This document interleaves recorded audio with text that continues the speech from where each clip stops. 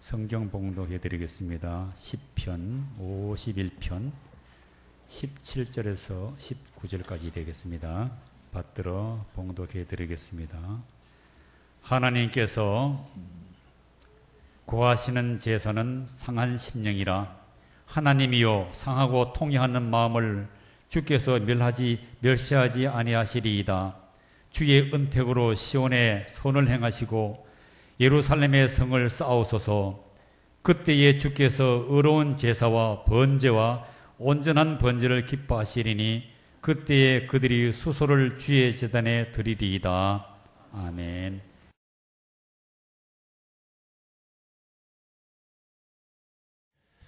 할렐루야. 우리 옆에 있는 분들로 인사하겠습니다. 주님이 주시는 사랑으로 사랑합니다.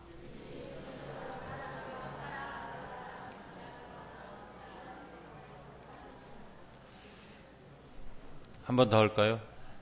네. 함께 예배하게 돼서 행복합니다.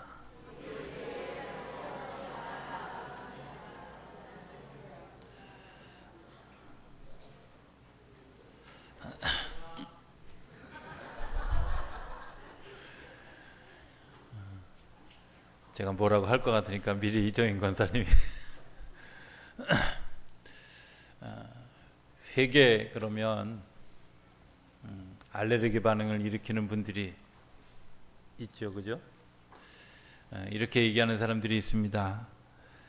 내가 무슨 죄를 지었느냐고, 나는 죄 없다고, 나는 그런 죄를 짓지 않았다고. 사실 회개라는 말 조금 더 깊이 생각해 보면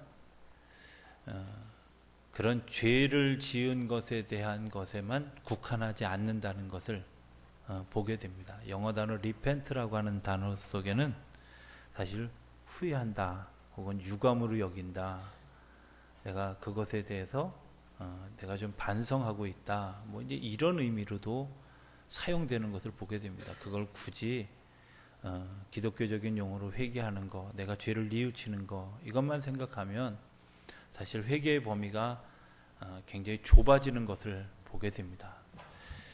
회개라고 하는 것을 이해를 돕기 위해서 굳이 제가 경험했던 세 가지 경험을 먼저 간증하면서 얘기를 좀 시작하기를 원합니다.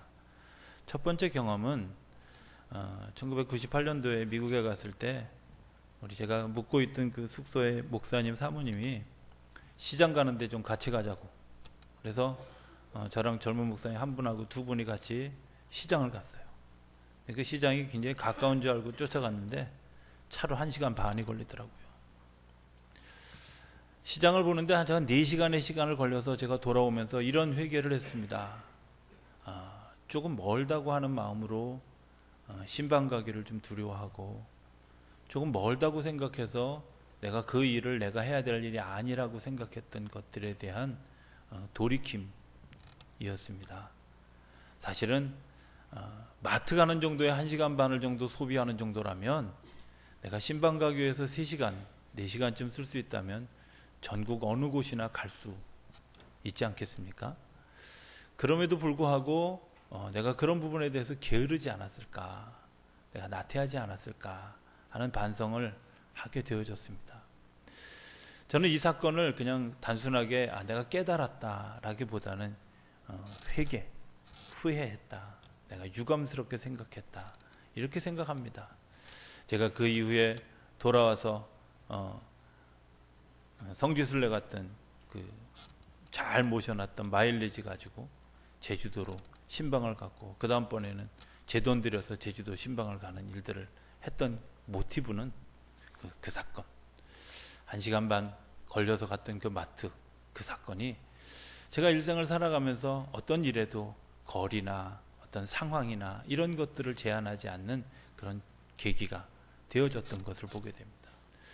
또 다른 하나는 브라이드라고 하는 이름으로 모였던 목사님들의 모임이었습니다. 그 모임에 회비가 되게 쌌습니다. 그런데 제가 생각해 보니까 그 모였던 장소가 굉장히 비싼 시설이었거든요. 하룻밤에 2만 원 하는 방에 두 사람이 잤는데, 그걸 3박 4일을 자는데 회비는 5만 원이었어요. 그러니까 아무리 생각해도 밥값도 안 나오고 뭐 아무것도 안 나오는, 근데 한 목사님이 열심히 그걸 가르쳤습니다. 3박 4일 내내 정말 시작하는 순간부터 끝나는 순간까지 어쩌면 저렇게 말을 잘할 수 있을까. 근데 그 말씀 하나하나가 얼마나 깨달음이 되었고 힘이 되었는지. 그런데 한 번, 두 번 그 캠프를 경험하면서 제가 느꼈던 것은 그 목사님이 미국에서 목회를 하면서 당신이 한국에 들어와서 부흥회하고 부흥회했던 그 수많은 돈 그것들 다 모아가지고 그 젊은 교육자들 키워서 한국교회 미래 만들겠다고 당신이 그 부흥회하고 또 책 쓰고 한 그런 그거 가지고 그 투자해서 그 사람을 기르는 일을 하겠다고 시작했던 캠프였다는 것을 알게 되었습니다. 아, 사람을 기르는 일이 그런 거구나. 사람을 키우니 투자한다는 게 그런 것이구나. 돈을 어떻게 사용해야 될 것인가 하는 것들에 대한 깨달음이 있었습니다. 돈을 어떻게 사용해야 될 것인가, 그리고 내가 정말 사람을 위해서, 사람을 세우기 위해서 무엇을 해야 될 것인가를 가슴 깊이 깨닫는 시간. 저는 이것이 그냥 단순한 깨달음이 아니라 리펜트 한다고 생각합니다. 세 번째 리펜트 했던 사건은 안드레 잭슨이라고 하는 흑인 목사님에게서였습니다. 제가 전에 섬기던 그 군남교회 바로 옆에는 아주 굉장히 화약고 하나가 있었습니다. 그 화약고가 뭐냐면 전과 3범인 친구 하나가, 젊은 친구가 하나 있는데, 이 친구는 자기가 열이 받으면 경찰도 따로 없고 목사도 따로 없고, 근데 저건 그 집이 좀 구조가 그렇습니다. 아무도 그 집을 가까이 하지 않습니다. 늘 표정 보면, 늘 그 옷 입은 걸 보면, 그가 하고 다니는 행태를 보면, 아, 저 사람은 멀리 해야 될 사람, 경계해야 될 사람, 이런 요소가 다 보이는 사람. 그런데 어쨌든 제가 그 친구하고 그 친구에게 굉장히 잘 해준다고, 저 나름대로 굉장히 잘 해준다고 생각하고 그 친구에게 잘 해줬던 것이 사실입니다. 그런데 어느 날 그 안드레 잭슨 목사님이라고 하는 목사님이 차는 집회에 그 아이를 데리고 갔습니다. 사실 데리고 갔다기보다는 그 아이가 자원해서 갔고, 저는 마지못해 그 아이를 데리고 갔습니다. 제가 너 가자 이렇게 해서 불러서 간 게 아니라 자기가 자원했는데 맨 뒤에다 태우면서 냄새나서 저 뒤에 교인들이 싫어할 텐데, 이런 부끄러움을 마음을 가지고 갔던 것이 사실입니다. 그런데 집회가 진행되어지고 기도를 하는데, 어떤 그 안드레 잭슨 목사님이 그 청년을 발견하고 그 청년을 위해서 기도하는데, 그 청년을 보자마자 덥석 끌어안고 그 청년을 위해서 기도하는 것을 보았습니다. 제가 이런 생각을 했습니다. 그 순간 이렇게 바라보면서, 나는 내 교인인데도 내가 4년, 5년 가까이 그 친구를 같이 케어하면서 같이 있었던 교인인데도 불구하고 저 녀석 언제 사고치나, 언제 그런 일들을 하나, 이런 것에 대한 경계를 해봤지 한 번도 그 친구를 안아준 적이 없었습니다. 정말 그 친구를 위해서 안고 뜨거운 눈물을 흘리면서 기도하는 그 목사님의 모습을 보면서, 아, 내가 사랑하고 있는데 가식으로 하고 있는 게 아닐까. 내가 사랑한다고 얘기하면서 그냥 겉으로 드러나는 것만 했던 것은 아닐까 하는 것을 발견하게 되어지고, 제 마음속에 또 다른 리펜트하는 사건이 일어나게 되어졌습니다. 여러분들 그렇지 않습니까? 저는 리펜트한다고 하는 사건을 그렇게 이야기합니다. 단순하게 내가 죄를 지은 것, 내가 잘못한 것, 내가 하나님께 범죄한 것 때문에 내가 리펜트하는 건 일부분일 뿐입니다. 그러나 내가 바라보지 못했고, 내가 알지 못했고, 내가 깨닫지 못했던 세계를 깨닫고, 그것에 대해서 내가 정말 잘못했구나, 돌아서야 되겠구나, 그리고 내가 유감스럽게 생각하고 그것에 대해서 후회하는 마음, 그게 진정한 회개하는 마음이라고 생각이 되어집니다. 회개의 범위가 굉장히 넓어지지 않습니까? 여러분들에게 죄를 지었다고 신문하는 것이 아니라, 내가 뭔가 새로운 것을 받아들이고 새로운 것을 깨달아졌을 때 과연 우리가 어떻게 해야 될까 하는 것에 대한 얘기를 좀 하기를 원합니다. 새로운 것을 받았습니다. 새로운 것을 느꼈습니다. 그렇다면 가장 먼저 해야 될 일은 내가 지금 생각하고 내가 알고 있고 내가 계획하고 있던 것들을 버릴 수 있는 마음, 그래서 그것을 따라갈 수 있는 마음이 중요하지 않겠습니까? 그 사건을 깨닫고 난 다음에 여전히 내 경험 속에서 그저 그냥 내가 하고 있는 일, 그러나 내가 하는 일이 여전히 옳아, 그 사람은 그 사람의 일일 뿐이야, 그것은 그 사람이 보여지는 것일 뿐이야 라고 생각하고 변명하고 넘어가는 마음에게는 회개하는 마음이, 리펜트하는 마음이 없습니다. 그러나 내가 새로운 것을 깨달았을 때, 그래, 내가 하고 있는 것들은 가짜야, 내가 하고 있는 것들은 부족한 거야, 내가 더 좋은 것, 더 귀한 것을 위해서 적어도 내 삶을 드리기 위해서 이것들을 좀 치워놓고, 그리고 그 위에 뭔가 좀 다른 것을 세워야 되겠다 하고 결심하는 것, 어쩌면 그게 회개라고 하는 것입니다. 마태복음 3장에 나오는 세례 요한이 회개하라 천국에 가까웠다 라고 하는 표현, 마태복음 4장에 나오는 예수님이 회개하라 천국이 가까웠다라는 표현은 우리에게 너의 죄를 고백하고 죄를 토해내라 이런 이야기일 수도 있지만, 더 넓은 의미에서 보면 하나님의 나라의 일들이 가까웠는데 너희들이 이 땅에서 하는 그런 그 작은 일에 대해서 연연하지 말고 하나님의 나라를 소망하고 하나님의 나라의 일들을 바라보라고 하는 것이 예수님과 세례 요한의 회개하라고 하는 진짜 목적이었다고 하는 겁니다. 그저 단순히 내가 지은 죄를 고백하는 데서 그치는 것이 아니라 내가 작은 시선에 머물렀던, 그리고 협소한 것에 내가 묶여있던 그런 내 삶의 자리를 더 크고 더 놀라운 자리로 나아가게 하시는 하나님의 능력 가운데 내가 아멘 하고 순종하며 갈 수 있는 것, 회개하는 자리라고 하는 사실입니다. 주보에도 썼지만 새수를 새 부대에 넣는 작업, 새로운 것을 경험하면 그렇게 중요하지 않은 것을 발견하고 우리가 그것을 포기하는 것, 이런 것들이 어쩌면 우리들의 삶에서 이루어져야 되지 않겠습니까? 오늘 새해를 시작하면서 여러분들이 새로운 것을 발견했다면 그거 내려놓는 거, 내가 가지고 있던 지식, 내가 가지고 있던 경험, 그거 내려놓는 거 얼마나 중요합니까? 그리고 그것 때문에 더 큰 사랑을, 더 큰 계획을, 더 큰 일들을 할 수 있다고 하면 얼마나 그것이 우리에게 유익이 되겠습니까? 그런 의미에서 저는 사건은 그것들을 일으키는 동기, 모티브라고 생각합니다. 오늘 성경은 우리가 잘 아는 것처럼 다윗이 밧세바와 그 사건을 치르고 난 다음에 자신이 회개하고 주님 앞에 돌아서는 사건의 이야기, 다윗의 회개장이라고 많이 알려져 있는 그러한 장입니다. 다윗이 자신을 회개하고 돌아서는 그런 일, 다윗이 큰 사건을 저질렀기 때문에, 죄를 지었기 때문에, 여러분들 그것이 다윗의 자리가 아니라 다윗이 자기의 삶의 그 사건 속에서 무엇을 보았는가, 내가 단순히 내 죄를 용서해 주십시오 여기서 끝났는가, 성경은 그렇게 이야기하지 않는 것을 보게 됩니다. 다윗이 경험한 것이 무엇이었을까? 내가 하나님을 실망시켰다고 하는 마음도 있고요, 내가 왕으로서 내가 하나님이 주어주신 소명의 자리를 이탈했다고 하는 그런 책임감도 있을 겁니다. 그러나 그 모든 것들을 감당하기에 내가 너무나 부적합하고, 내가 너무나 부족하고, 내가 너무나 완악했다고 하는 사실을 깨닫습니다.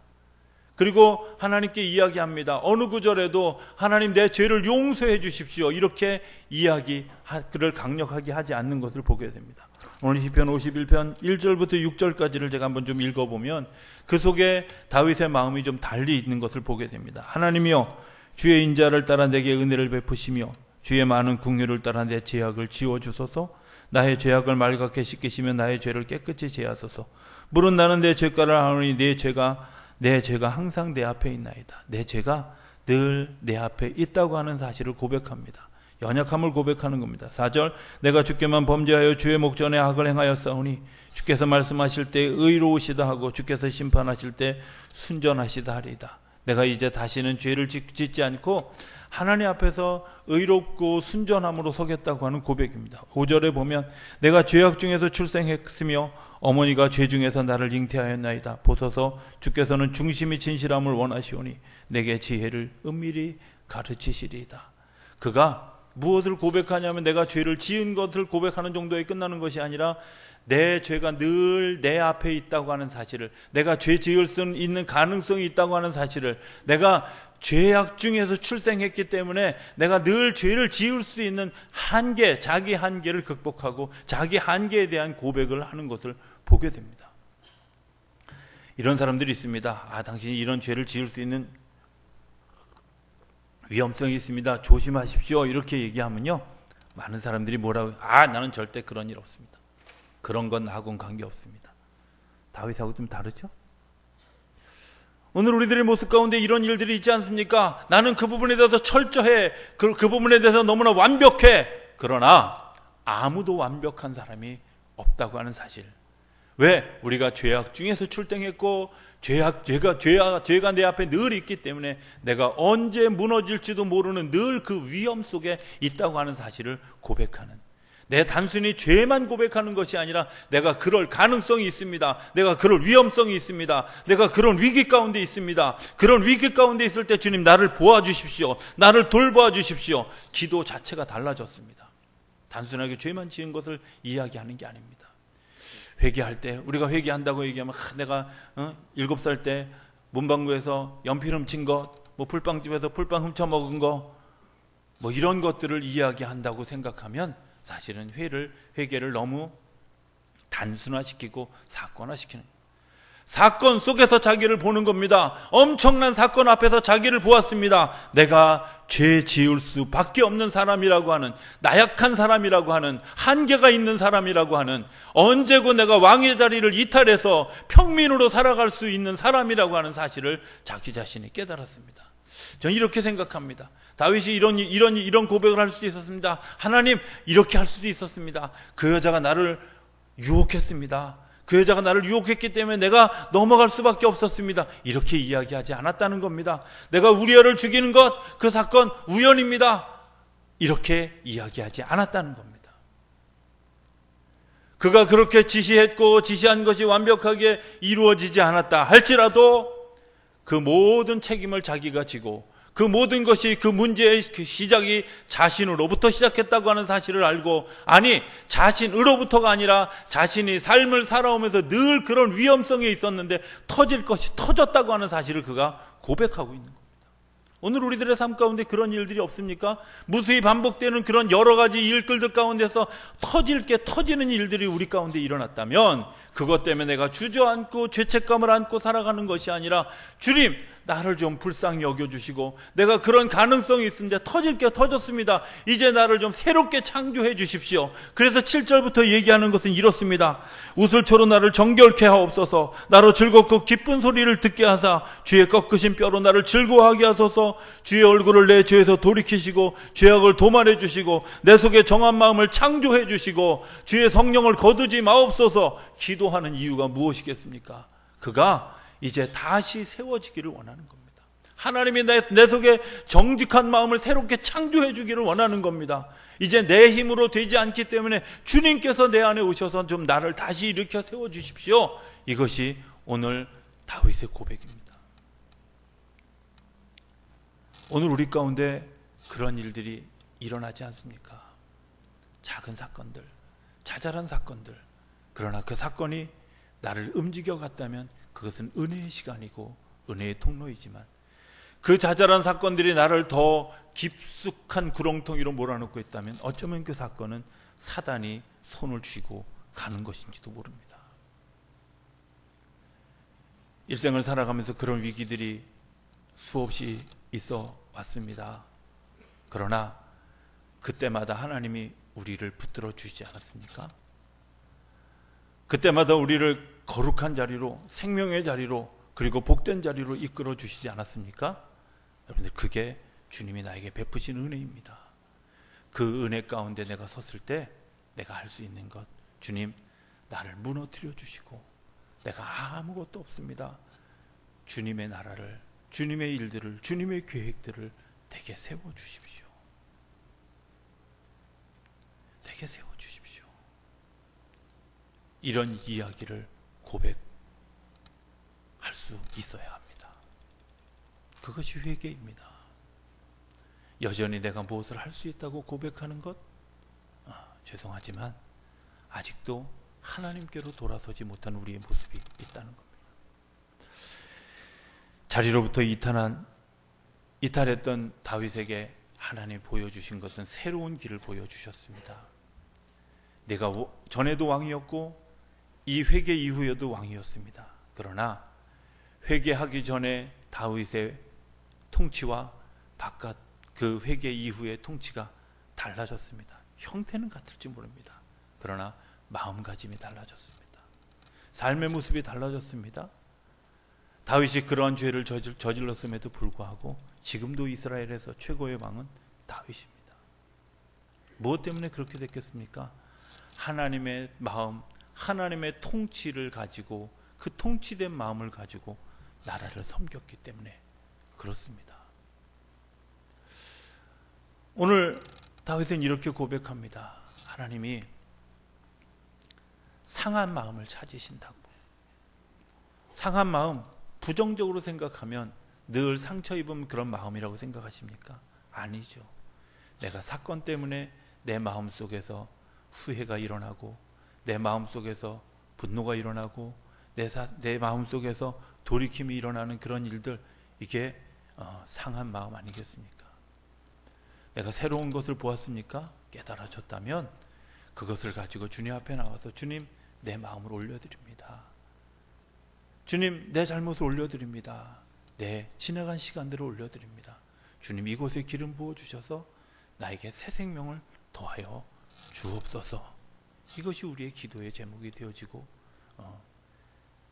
우리의 예배가 되어졌을 때 하나님이 우리를 통해서 새로운 일들을 보게 하십니다. 그것은 내가 하고 있는 일들이 그저 그냥 단순하게 나만을 위한 일이 아니라 또 다른 사회를 위한 일들로 발전해 갈 수 있도록 우리를 인도해 주신다고 하는 겁니다. 이전에는 내가 먹고 살기 위해서 했다면 이제는 다른 사람들을 살리는 일을 위해서 할 수 있는 것. 지금까지는 내가 뭔가 좀 사람들에게 인정받기 위해서 내가 무엇을 했다면 이제는 정말 사회에 유익을 끼치기 위해서 내가 헌신할 수 있는 것. 뭔가 좀 새로운 곳으로 바뀌어져 가지 않겠습니까? 다윗이 밧세바 사건 이전의 통치 방법은 영역을 넓히고 나라를 확장시키는 데 주력했다면 그 이후에는 나라를 확장시키는 것에 주력하는 것이 아니라 백성들의 마음을 만지는 일에 주목했던 것을 보게 됩니다. 달라졌습니다. 시선이 달라졌고 시선이 달라진 것 때문에 그들 안에 행복함과 기쁨이 일어나게 되어졌습니다. 오늘 우리에게 그런 사명을 하나님께서 주시지 않았겠습니까? 나를 통해서 하나님 뭔가 새로운 일을 행하기를 원하시는 그런 마음들, 나를 통해서 새로운 역사가 일어나기를 원하는 그런 마음들, 그래서 나에게 무수한 사건들을 보여주시지 않았겠습니까? 그리고 무수한 경험들을 하게 하지 않았습니까? 그 경험들이 리펜트 되어진다면 우리는 새 일을 행할 수 있으리라 믿습니다. 그 리펜트가 우리 삶 가운데 준비되어지면 당연히 하나님께서 우리를 통해서 더 넓고 더 귀한 일들을 열어가리라 믿습니다. 하나님, 내게 새 일을 주시옵소서. 기도하기 이전에 하나님, 내가 나를 정결케 하옵소서, 나를 거룩하게 하옵소서, 내 속에 하나님의 정직한 것들로 채워주옵소서. 그래서 하나님의 거룩한 일들에 참여할 수 있도록 나를 인도해 주옵소서. 이런 기도가 우리 안에 세워지지 않겠습니까? 하나님이 우리를 너무나 귀하게 여기시고 우리에게 한 사건 하나를, 그것이 긍정적인 사건이든 부정적인 사건이든 사건을 허락하시는 이유 가운데는 우리로 하여금 그 일을 보다 효과적으로, 그 일을 능동적으로 할 수 있도록 우리를 세우기 위한 하나님의 인도하심이 숨어 있다는 겁니다. 교회 안에도 여러 가지 사건들이 일어나지 않습니까? 때로는 그것이 불편하게 느껴지는 사건도 있고, 그것이 때로는 내 마음속에 기쁨이 되어지는 사건도 물론 있습니다. 그러나 그 모든 사건을 경험할 때마다 제일 먼저 생각할 것은 그것이 하나님이 또 나를 새롭게 세우기 위한 모티브구나. 하나님이 또 다른 일들을, 그 집약된 무엇인가를 만들어가기 위해서 하나님이 나를 훈련시켜 가는구나. 그래서 내가 나를 다시 한번 돌아보고 그 속에 하나님의 것들을 세워갈 수 있도록 하나님이 인도하심이구나 하는 것들을 발견해 내지 않겠습니까? 저는 다윗의 이 사건이 어쩌면 제가 천국에 가서 물어보고 싶은 것이 되게 많이 있습니다. 아브라함을 만나면 물어보고 싶은 것이 있고, 다윗을 만나면 꼭 물어보고 싶은 것이 있습니다. 근데 그거를 제가 자꾸 입으로 이야기하는 이유는 적어놔봐야 아무 소용이 없다는 겁니다. 왜냐하면 적은 걸 들고 천국에 갈 수 없기 때문에 그래요. 그죠? 머릿속에 기억해. 다윗에게 꼭 물어, 일생을 통해서 정말 내 사건을 획기적으로 변화시켰던 사건이 무엇이냐고, 혹시 이 사건 아니었냐고 물어보고 싶어요.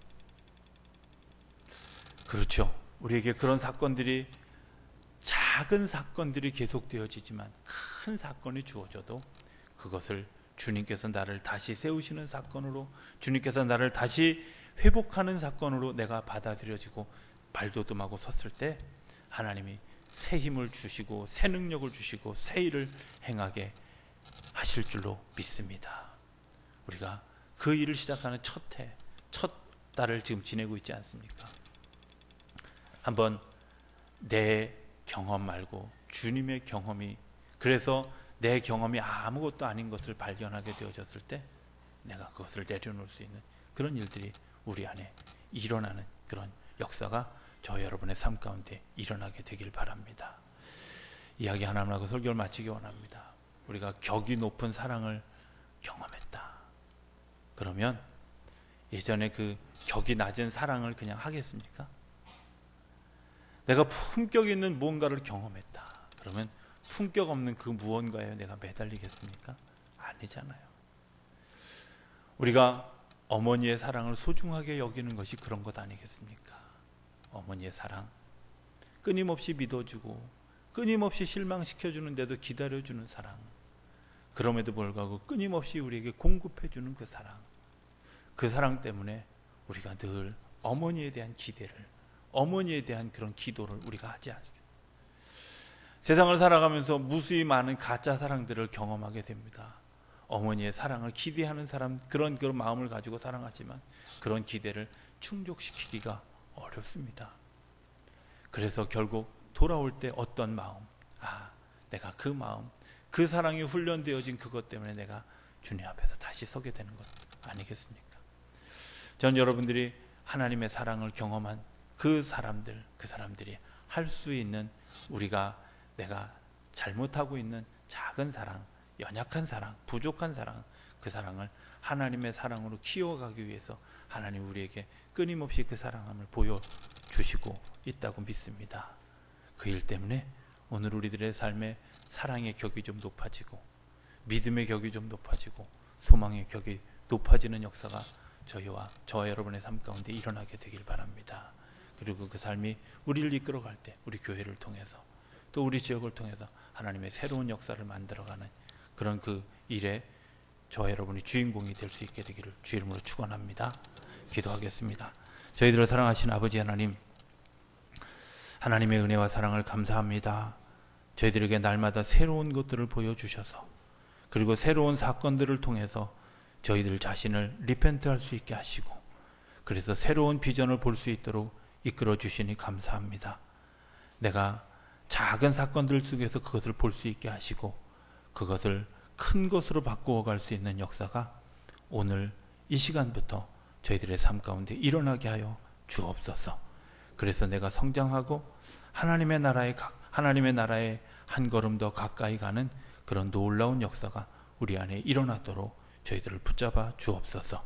그리고 복된 하나님의 나라의 시민이 되는 것뿐만 아니라 이 땅에서 하나님의 거룩한 의를 드러내고 하나님의 거룩한 능력으로 살아가는 저희 모두가 되어줄 수 있도록 축복하여 주옵소서.